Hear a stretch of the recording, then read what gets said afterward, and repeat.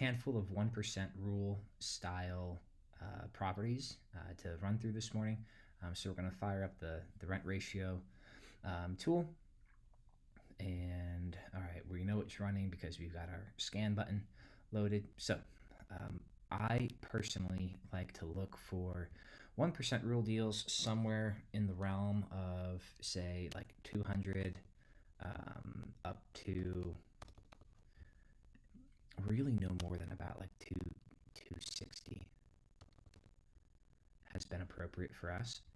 I try and find high quality assets, so like recently built assets in B grade or better areas. And B grade is super subjective. What I like to use is more of a quantitative measure is school ratings. So I try and find areas that have at least two of the schools on great schools at a 5+ rating, and that's a good way just to get a general sense of neighborhood quality.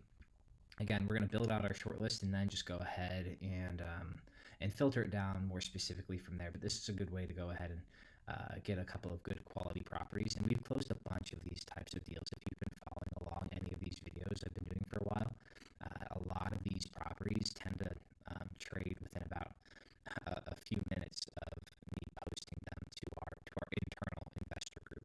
So here we go. I only want freestanding single-family houses, no townhomes, condos, anything like that. I'm not super concerned about HOAs. If there's, well, maybe I can just put in a cursory filter. Like if it's more than $100 a month, I don't really want it. I want square footage. We don't want any really tight floor plans. They're harder to resell. We don't want any massive floor plans either. They're also harder to resell, and they tend to be more expensive to maintain. Year build. I want stuff that was built in like the last 10 years, and I also want to eliminate a lot of the new construction just because it tends to not have great data. Like I want to play to the strengths of Zillow's algorithm, and I've just found that a lot of the new construction data is just not accurate. Whereas a dense metro, like we're looking at the Houston metro today, a dense metro like Houston that has a lot of single family homes, there's lots of rental data. I found that the Zillow estimates have been pretty accurate, honestly. It's if you go out to like rural America, or if you use these outlier properties like a 6-bed, 4,000 square foot house in an A+ grade subdivision, your order of deviation is super wide. But if you're looking at these houses that are 200, 225,000, they were built in 2018, it's 3 beds, 2 baths, like really standard stuff, the estimates are super accurate. So we're going to go ahead and we have some initial filters: age of the asset, size of the asset, bedroom, bathroom count, and then just go ahead and draw the radius. We'll go all the way up to Conroe, out to Magnolia. Magnolia has been a really good market for us. Katy, Rosenberg, love it. Alvin, why not? Texas City, Baytown has been good too.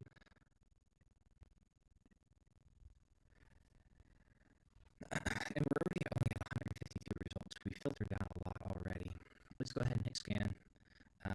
Let's see if there's any true like 1% style deals out of the gate. Maybe there's one or two. We'll see. All right, we got one. Let's see if it's legit. The school rating is only a 4. I'm going to look at it anyway, and that's the highest school rating, by the way. So we know that there's not going to be anything higher than a 4 when we look at these school ratings from great schools. Zillow syndicates their data from greatschools.org. 2s, 4s, and 2s. Not ideal. But look, see if there's anything interesting. I'm not seeing anything super interesting here. It's a no for me. So let's loosen up, and that happens. Like I mean, it's a tough market, and we're also looking for like turnkey, newer construction, needs to be in good areas. So like it's a hard product type to find. I usually only find 1 or 2 that really work like each week. Let's loosen it to 0.85 and see what we can find. I like it when I can have, at least say 10 to go through, and 1 or 2 of them have school ratings that are 5s, 6s, 7s. This one seems like it's actually pulling quite a few more, so we'll see. All right, a lot more. We'll go see if we can find anything here. High school rating is a 7. If there's some 6s, 5 6s, or 7s with these other schools, it could be a good one to go ahead and consider. Let's see. 4s and 7s. Let's see what else we got. Daytown. Let's see what we got here. 4s and 6s. Let's see what this looks like. This one might be good. Magnolia has got some decent schools. 4, 6, 6. So we've got 2 6s and a 4. That's worth looking at a little bit further. Let's just kind of see what's going on with it. A recent price cut, which is great. I love seeing recent price cuts. I'm not seeing anything super alarming. It's very, see, this is super standard. It's in a 6-rated elementary school. It's 3-bed, 2-bath, 1,500 square feet. It's like as basic as you can get for a home. The fact that they have a recent $15,000 price cut and it's priced at $240,000. I bet that we could probably end up landing somewhere in the realm of $230,000. And this estimate has the rental estimate at let's say 2050, right? So I think that'll get you really close. That will cash flow positive as long as taxes aren't ridiculous on this thing. If some of these properties you'll get into them, Texas has a very high property taxes, so some of these properties you get into them, and all of a sudden, like, you're looking at a $9,000 a year tax bill for a $225,000 house. It's crazy, but it is worth exploring further. I'm gonna go ahead and check the rental comps, and if you don't have MLS access, you can just reach out to a realtor. You can use the tool, reach out to a realtor in whatever market you're working. This works in everywhere. This works every state across the country, not just Texas where I work and I invest, but it works in every single state. So you can reach out to your local realtor in that area and say, hey, can you just run some comps on this, confirm that that property is leasing out for 2050, and it might be worth going ahead and exploring further. Also, just look at what the fair market value is. Single-family homes right now, as of today, September 30th, 2024, are still relatively soft. So we've been walking into some good equity positions on these things. No, definitely not.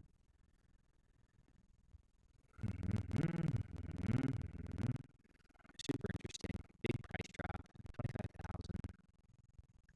Let's see what your neighborhood ratings look like. No. Keep going. Another Magnolia property. I like the single story. Probably going to be a higher HOA. Not a huge fan. 5s and 6s. This is actually probably going to be good for our short list as long as the HOA isn't crazy. Do they have any kind of HOA data? Or any kind of HOA payment? So if this actually leases for $2,100, $60 a month HOA, it could be another good one to consider. I like the single story. And they had a big price drop. So let's say we pick this one up for $240 also.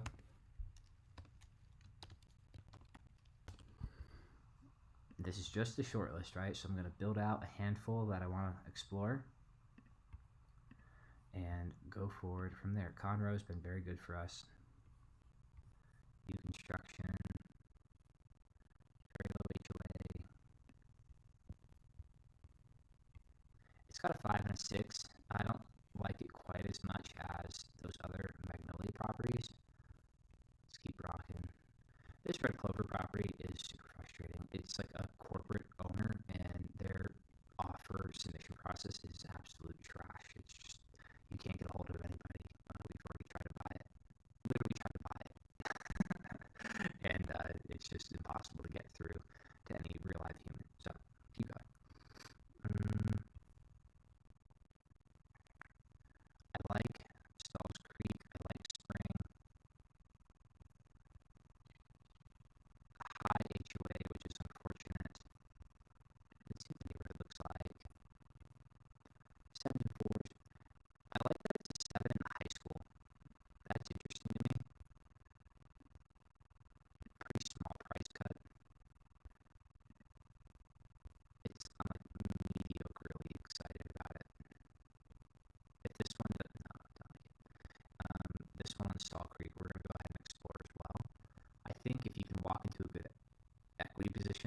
say all the comps, all the other 3-bed, 2.5 bath, 1,700 square foot homes are selling for 285 to 300. You can buy this one for in the 250s.